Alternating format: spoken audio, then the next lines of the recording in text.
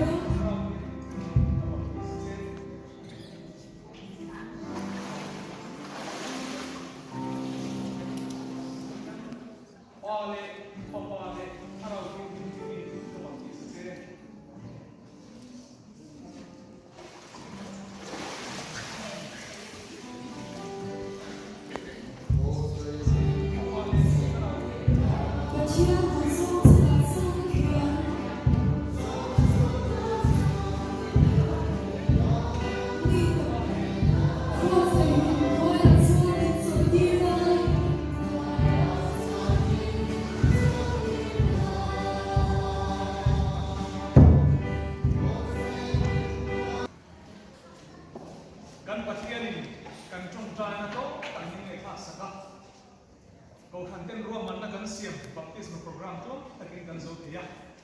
pathian chu atharin fakin ok se amen boina hian laliso krista rom hol atana inte kan dam chan kan mun chan kan ong chan ni sharengin alo kal le ha lo som chanem nga taka atana rom bola kan phap to chu kan in phan tin tu ri hei to soila midang laliso krista mun sui pura baptisma chang tur kan le se kan tu ri jong chai na ne laliso krista hin chui Ito pinkepen se na buki en batte en so mani trong trai na kana nga ke ba jam ku bi chiga to pa nga baptisma chan thar de kha